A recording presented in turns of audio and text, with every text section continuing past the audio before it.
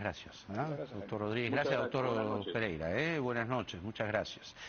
El otro asunto tiene que ver con la reforma del sistema previsional, del sistema de pensiones.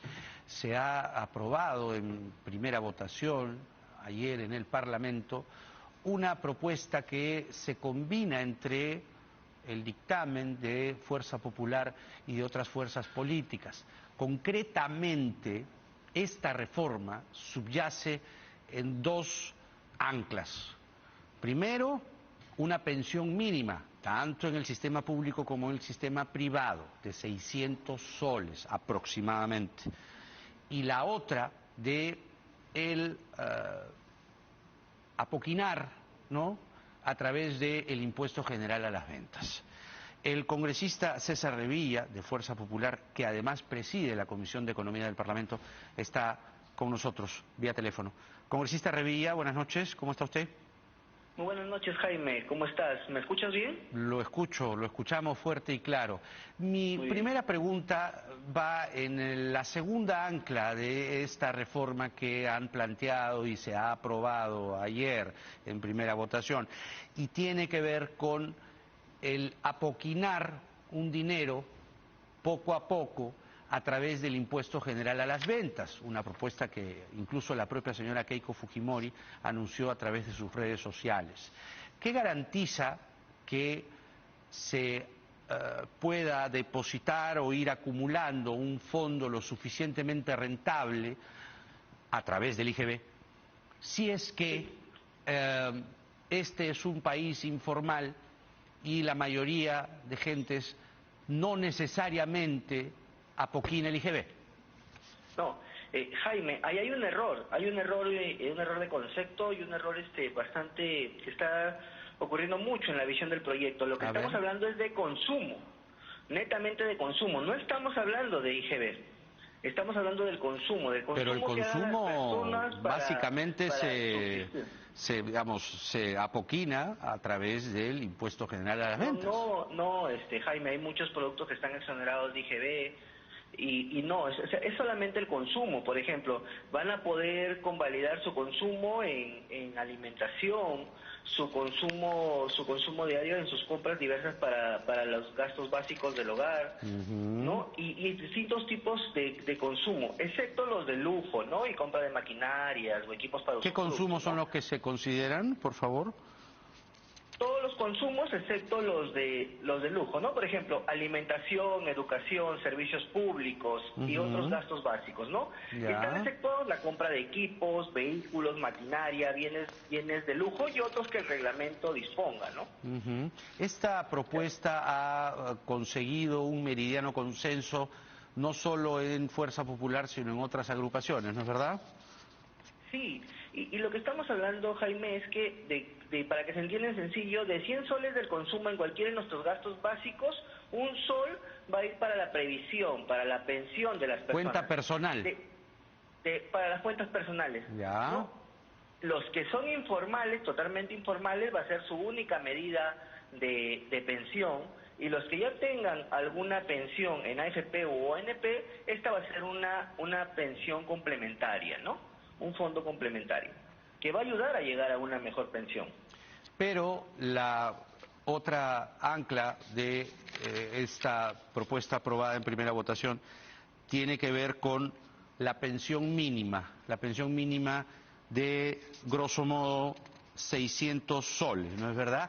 Ahora, ese monto, si es que se tiene que equiparar, dado que no necesariamente todos y todas los afiliados llegan a una pensión digna, que es la gran paradoja de las AFPs, el monto restante saldría del erario público, del fisco.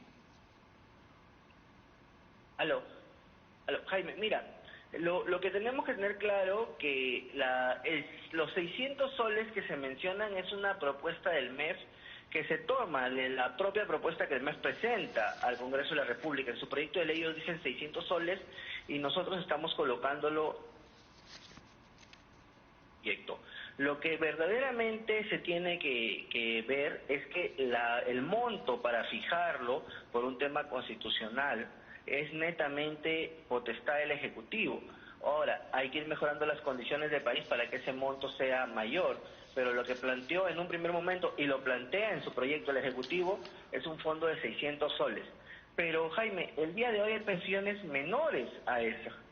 Por lo menos estamos hablando de una pensión mínima con una cantidad de aportes. Ya. Y también estamos hablando de un tema escalonado. Ya, pero ¿quiénes gozan de ese privilegio? El privilegio de, a partir de la propuesta del MEF, recibir una pensión mínima de 600 soles. Los que logren los 240 aportes en el sistema formal. Ajá, ¿No? ya, no es que todos así se ganan una pensión mínima. Ah. No, claro, es que lo que pasa, Jaime, es que estamos hablando de una reforma a largo plazo y que se tenga que tener 240 aportes, y lo que también estamos hablando que puede haber una fórmula complementaria. Junto, si es que tú estás en la AFP y no te alcanza para la pensión mínima, puedes optar por retirar tus fondos o llevar tus fondos a la ONP y que estos sean subsidiados. Ahora, obviamente, si es que tú tienes también una pensión por consumo, puedes llegar. Y lo otro que también es claro, Jaime, los que actualmente no tienen nada, que es el 80% de peruanos, 8 de cada 10, van a tener un fondo a través de la pensión por consumo. Ya, pero a ver, 240 aportes son 20 años. Claro, son 20 años. Estamos hablando de una reforma... Solo aquel que garantiza 20 aportes mensuales, es decir, 20 años, 240 aportes, repito, 240 aportes. Solo aquellos que garanticen esa cantidad de aportes van a recibir la pensión mínima. Es como la ONP. Claro, Jaime, pero recuerda algo importante. A esta pensión empieza a registrar la pensión por consumo desde los 18 años. Ya. Entonces, si una persona consigue trabajo a los 25 años y tiene 20 años de aporte, aparte de esos aportes que tiene, también tiene su pensión por consumo. Que estamos calculando que las personas empiecen a tener su pensión por consumo y su cálculo desde los 18 a los 65 años. Cuando se jubilen... Es una reforma más a largo plazo, no necesariamente los que eventualmente o mayoritariamente retiren el dinero ahora van a gozar de ese privilegio. Jaime, dígame. ¿Qué sistema de pensiones, dime qué sistema de pensiones en el mundo pues da un resultado en 3 o 4 años? No. El sistema de pensiones es para una jubilación y estamos hablando de una reforma que viene a futuro. Obviamente, cuando empieza a regir la norma, si una persona tiene 60 años y le faltan 5 para jubilarse, gozará de los 5 años que logró acumular a su consumo, ¿no? Es como un tema complementario.